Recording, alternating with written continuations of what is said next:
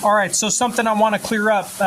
One typo error I made in the last podcast is a boy who came to America is not Julian. Julian was born in America. Julian was the result of a Russian boy coming to America, right? Fyodor Sr., my grandfather, who I never met, he died before I was born. He came to America in the late 1910s, and Julian was born in the late 1920s, right? It was as if Julian was a boy who moved to America because that family was so new to America because he had just moved there. Like by the time he made it there, within a decade, Julian was born to a family that was culturally Cossack Russian. Right, but when we talk about the boy who moved to America, from the last podcast episode, as far as Julian and his father, that's in reference to his father being a kid, the kid who came to America, a kid in his early 20s who came to America. They call him, because they still call people who's 20 years old a kid. They called him a kid who came to America from Russia, a Russian kid in America. And that resulted in Julian, a career criminal in America who was seen as very scary, right? And a guy who made connections in Dallas via Detroit through a guy named Bob Adele. And that is where the conspiracy started that my father was the guy who shot John F. Kennedy with a magic bullet, meaning a bullet who had an altered tip, basically. Like the steel penetrator had a weird curved design within it, right? And that's how it was able to bounce through the body, so they didn't know which side it came from because it confused them. It was they couldn't tell. They said it entered from the back, right? When it very well could have entered from the front, from the rifle of Franz Borka, is what they would forever say, right? And that was done, like I said, because they said he's going to starve out the working class by turning the White House into a Jersey Shore culture and idea, because he was a playboy, not a grandfather-time figure like LBJ. They needed a grandfather-time figure in the White House with the advances that were coming, such as LSD, right?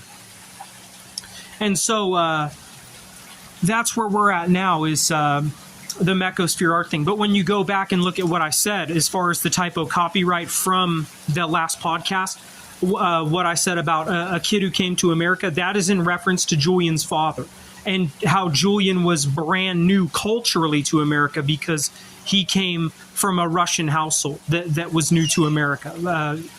His father was still a fairly young man when Julian was born. As I said, my father was 61 when I was born. And so that's just something I wanted to clear up right from the get-go. After releasing the other one, is that I said the kid who came to America in reference to Julian's father, but in the cultural sense, Julian was a guy who was culturally brand new to America because his household was Russian, right? And that was a guy who was involved in crime, the one brother out of the group of brothers. That's another thing. I said multiple times, all of his brothers were in the military. All but one of his brothers were in the military, my dad. My dad created the painting Eulogy in 1963, right? And people would forever say, because he did, or in 1964, he created Eulogy just after the end of 1963 because of the politics there and how his art was hidden for a long time until now.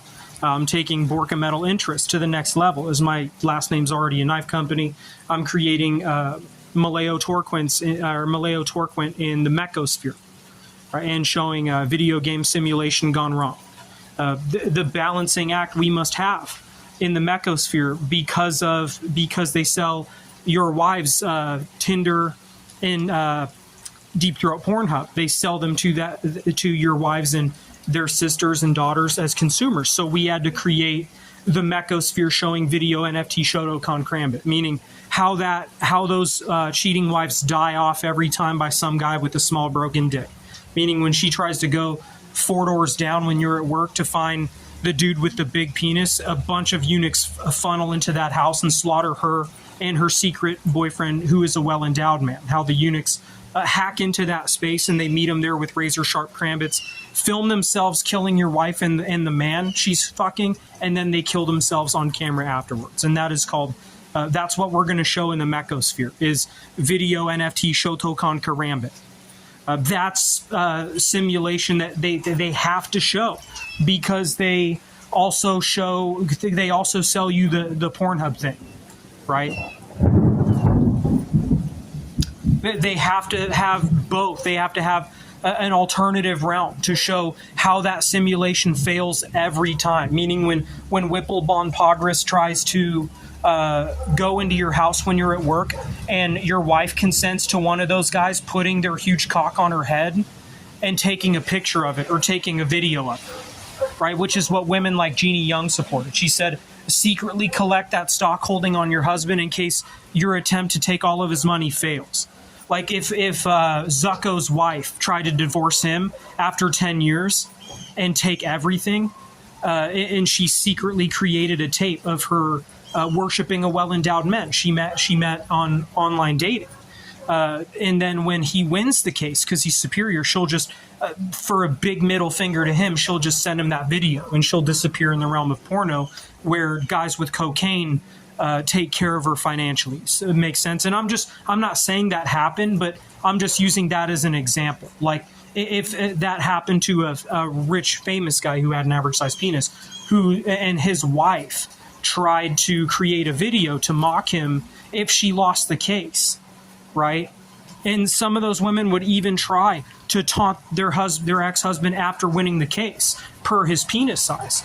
And sadly for the weak bourgeois and Whipple Bon Pogris, as we know, many of those big dicks are fake. A lot of that was just skin taping and bleaching, right? And so it's a big fuck you to all those people. Like, those women are going to die, you know.